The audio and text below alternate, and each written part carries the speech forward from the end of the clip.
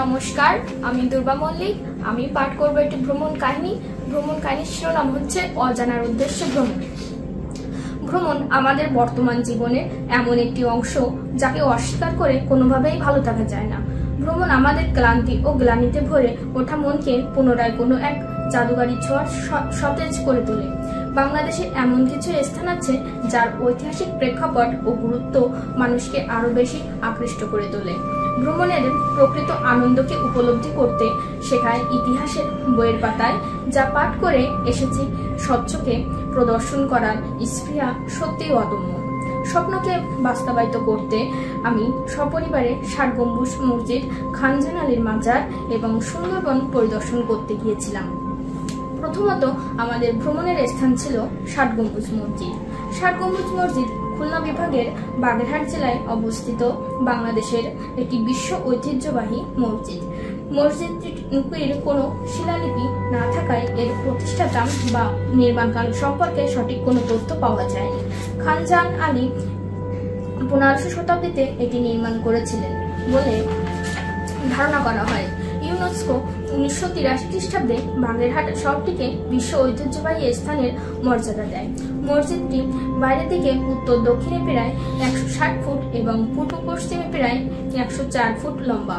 মসজিদের পূর্ব দিকের দেয়ালে রয়েছে ১১টি বিরাট খিলানযুক্ত দরজা। মসজিদের চার কোণে ৪টি গোলাকার মিনার এবং প্রতিটি মিনারে চূড়ায় রয়েছে একটি করে গোলযুক্ত গম্বুজ।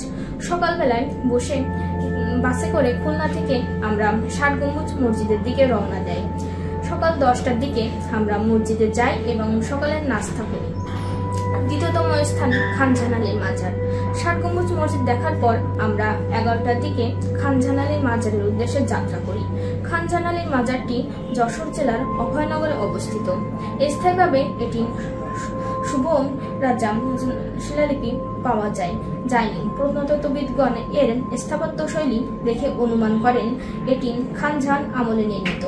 স্থানীয় জনশ্রুতি অনুসারে খানজান আলী বাগেরহাট থেকে ১২ জন মুসলিম সাধক নিয়ে যাওয়ার সময় এই মসজিদটি নির্মাণ করেছিলেন।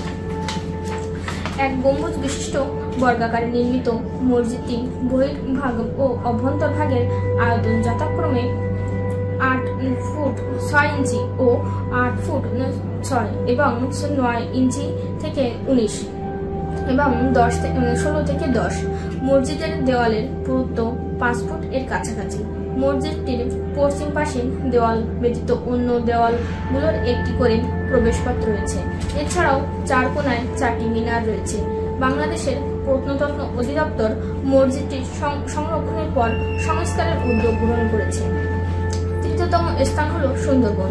খানজান আলীর মাজার থেকে ১২টার দিকে আমরা সুন্দরবনের উদ্দেশ্যে রওনা দিয়েছিলাম। সুন্দরবন প্রাকৃতিক বৈচিত্র্যে ভরপুর। বিভিন্ন ধরনের না জানা গাছ, পাখিদের মিষ্টি আওয়াজ কানে ভেসে আসে। ভারত বাংলাদেশ এই দুই দেশ জুড়ে বিস্তৃত সুন্দরবন প্রায় ৩৫ প্রজাতির উদ্ভিদ পাওয়া যায়। এর মধ্যে অধিকাংশই ম্যানগ্রোভ জাতীয় উদ্ভিদ। শ্বাসমূল আর ঠ্যাসমূল যুক্ত গাছগুলি পরিবেশকে আরো মায়াবী করে তুলেছে। বিভিন্ন ধরনের অত্যন্ত সুন্দর সুন্দর সব ফুল আর লতাগুলো। এছাড়া বহু ধরনের ভেষজ উদ্ভিদ পাওয়া যায়। সবচেয়ে মনোমুগ্ধকর গাছগুলির মধ্যে বিখ্যাত সুন্দরী গাছ, গরান গেওয়া গাছ। সুন্দরবনের আরেকটি উল্লেখযোগ্য এবং অবিচ্ছেদ্য অংশ এখানকার প্রাণীকুল। সুন্দরবনের স্থলভাগ বিভিন্ন প্রাণীদের স্বর্গরাজ্য। এদের মধ্যে বিশেষভাবে উল্লেখযোগ্য হল রয়্যাল বেঙ্গল টাইগার। সুন্দরবনে প্রায় ৬০১৭ বর্গ কিলোমিটার বাংলাদেশে অবস্থিত। জীব বৈচিত্র্যের সমৃদ্ধ বিদায় ১৯৯২ সালে সুন্দরবন ৫৬০তম রামসার সাইট হিসেবে স্বীকৃতি লাভ করে।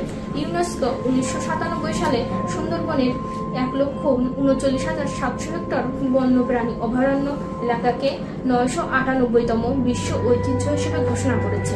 বিকেলে সূর্য যখন পশ্চিম আকাশে হেলে পড়ে তখন সোনালী আলোয় সুন্দরবন যেন এক রহস্যময় সৌন্দর্যে মোড়ানো। আমার কিছু ছবি তোলা এবং কিছুক্ষণ বসে প্রাকৃতিক সৌন্দর্য উপভোগ করি।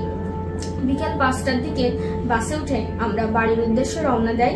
আমাদের বাংলাদেশে এমন বিশ্ব ঐতিহ্য আছে যা বিশ্ববাসীর জন্য এক আকর্ষণীয় নিদর্শন। বিভিন্ন ঐতিহাসিক স্থান ভ্রমণ এর অভিজ্ঞতা সত্যিই অনন্য। ধন্যবাদ।